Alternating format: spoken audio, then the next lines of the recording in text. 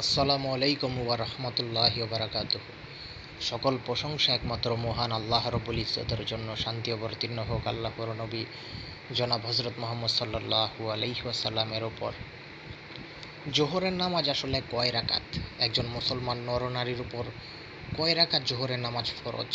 যেই নামাজটা তার পড়তেই হবে এবং যেই নামাজটুকুই তার জন্য বাধ্যতামূলক, বাকিগুলো হচ্ছে অপশনাল।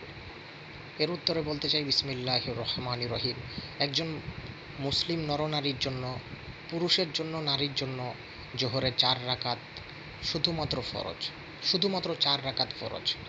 এর আগে যে 4 পরে 2 এগুলো হচ্ছে আপনার সুন্নত। এগুলো যদি কেউ ছেড়ে দেয় তাহলে তার কোনো গুনাহ হবে না, এর জন্য তার কোনো পাপ হবে না। কিন্তু এই 4 রাকাত পুরুষের জন্য জামাতের সাথে 4 রাকাত ফরজ মসজিদে গিয়ে পড়তে হবে, আর নারীদের জন্য তাদের নিজের ঘরই উত্তম। যদিও মহিলাদের মসজিদে যাওয়া জায়েজ, কিন্তু তাদের জন্য নিজের ঘরই হচ্ছে উত্তম।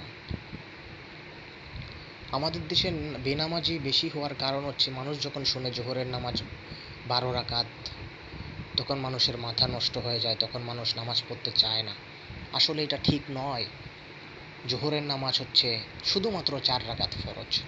এই 4 রাকাত পড়লেই তার নামাজের হক আদায় হয়ে যাবে ইনশাল্লাহ, এবং সে আল্লাহর খাতায় মুসলিম থাকবে। তবে কেউ যদি চায় সুন্নত পড়তে পড়বে, কেউ না পড়লে তাকে জোর করা যাবে না। আল্লাহর দিন ইসলাম সহজ। নবী করিম সাল্লাল্লাহু আলাইহি সাল্লাম বলেছেন, ইসলাম দিন নিঃসন্দেহে দিন সহজ। দিন নিয়ে যে বাড়াবাড়ি করে, দিন তার উপরে জয়ী হয়ে যায়। আল্লাহু আকবার। এই জন্য আমরা ইসলামকে যারা কঠিন করার চেষ্টা করছে তারা অবশ্যই বিভ্রান্তির মধ্যে রয়েছে। আল্লাহ পাক আমাদেরকে হেদায়েত দান করুক। আসসালামু আলাইকুম।